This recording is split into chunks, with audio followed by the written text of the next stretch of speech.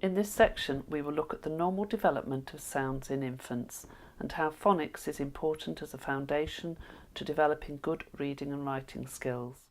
So we're going to move on to the development of speech sounds and the awareness of speech in infants. And as children develop right from the time they're born, they start the babbling as a few months old. And I've recently got a new grandchild, and fortunately his mum sort of says, "What can I do, Mum? What can I do?" And I said to her, "Whatever you do, when he says something to you and he starts making a noise, say it back. You know, it's lovely. We talk to our baby. Oh, there's a big boy. Oh, who's got a nice big smile?" We use our language, but quite often if we can use a child's baby's language back to them, then it's a feedback that they've got, and this is what builds their skills. So start off, when he sticks his tongue out, you stick your tongue out, because you're developing communication, and he's developing that I'm doing this, and my mum or that lovely person at the other side that I can see is doing that, and it builds this awareness of what he's doing. Then he makes a sound, and mum makes the same sound, and he's got the auditory feedback. He can feel it, he can hear it, and then he's got somebody doing it back to him. This is a very short video clip of a 9-week infant interacting with his mother and replicating the sounds she is making.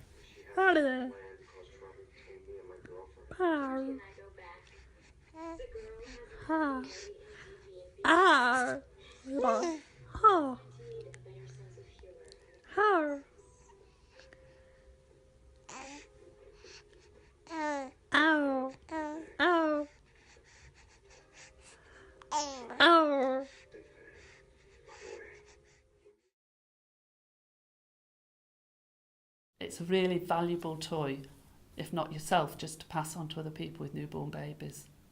And babies, they get that feedback. That's what matters. They see, they feel, they hear, and that's why they babble, because they're getting that, I've done that, I'll do it again. It's something to play with.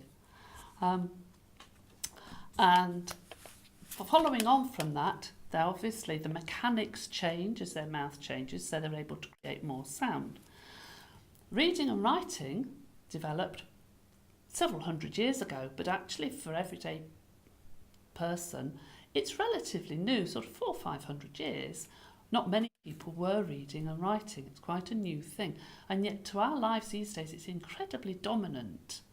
But before that, actually we communicated quite well as a civilization, and we did it through rhyme, through stories, through singing, poems, songs, whatever.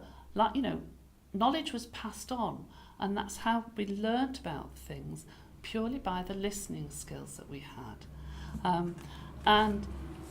We need to sort of regenerate those skills. We need to bring them much more to the fore and then add literacy onto that.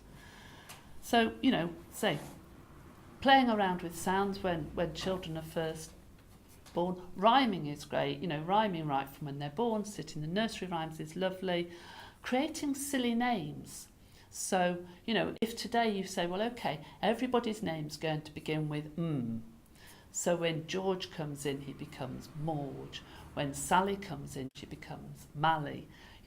Being silly with names, or generate, a rhyming name to go with it, the classic one that always comes to my head is Silly Billy, which obviously probably wouldn't go down too well, but it's that sort of thing. I could be Tabs Babs. You can just create silly names just to get them playing, and it's making sounds a toy. Playing with I Spy. I Spy, just go on forever. When you play with I Spy, use the sound. So when I spy with my little eye something beginning with T. When I spy with my little eye something beginning with S or F. You use the sound at the start. Older children, even up to 8, 9, 10-year-olds or whatever, and sometimes my husband and I are a bit daft and we're driving along in the car, it's a long car journey, we'll play I Spy, and we'll say, okay, I spy with my little eye something ending in, or something with something in the middle. I spy with my little eye something with G in the middle. because it really makes you process and think about words. So older children, it's hard. Yeah, I Spy, they just dismiss it quite quickly, but having to think with the ending of words keeps them amused that bit longer. So, and I say, all these activities are building natural pathways in the brain. The brain in the first 7 years of a child's life is incredibly, it's called plastic. We can mould it to what we want to develop, and building those pathways in their brain are then there. So we move forward. And once they've got that knowledge of sound, once they've got that ability to play with and manipulate sounds, then we can give them a letter and say, okay, you can hear those sounds. This is the letter that we use to represent that sound, or these are that letter, or one of these could be that letter. So they're never consistent. Okay. Now, I will read this one out to you because you know, I want to be accurate, but this is a definition of phonics as per a dictionary. And phonics is a method for teaching reading and writing of the English language by developing learners' phonemic awareness. And phonemic awareness is the ability to hear, identify and manipulate phonemes in order to teach the correspondence between these sounds and the spelling patterns that represent them.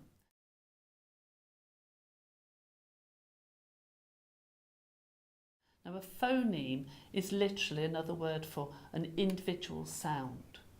So it's nothing to do with letters, it's purely sound. So if you've got the word sheep, you've got 3 phonemes. You've got sh, e, p. So it's literally, it's the sounds. So the teaching of phonics is to teach their ability to manipulate sounds in order to teach the correspondence between letters. And this is where a lot of people are missing out. The importance is the teaching of the sounds. So as a result of that, Predix is going to provide the phonics training to develop a literacy strength. Okay, now let's give this a go. You will have with your Predix pack a poem to read. I'd like you to have a go at reading it out loud yourselves. Don't worry, no one else is listening.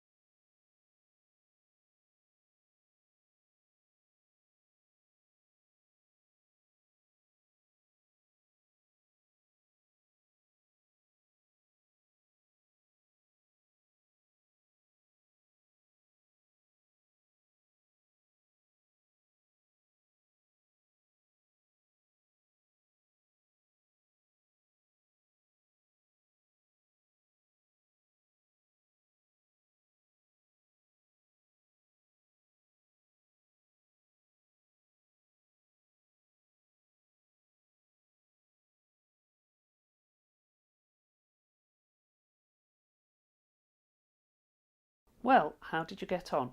Well done anyone that succeeded. You're definitely in the minority. Just so you know, it can be done. Here is a version, and I was very impressed that the reader only had 1 take at this. I take it you already know of tough and bow and cough and dough. Others may stumble, but not you, on hiccup, thorough, laugh and through. Well done, and now you wish perhaps to learn of less familiar traps.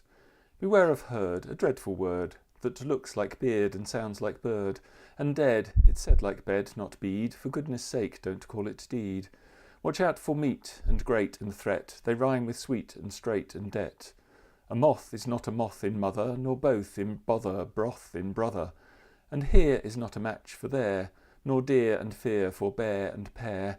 And then there's dose and rose and lose, just look them up, and goose and choose. And cord and work and card and ward, and font and front and word and sword, and do and go and thwart and cart. Come, come, I've hardly made a start, a dreadful language, man alive. I'd mastered it when I was 5.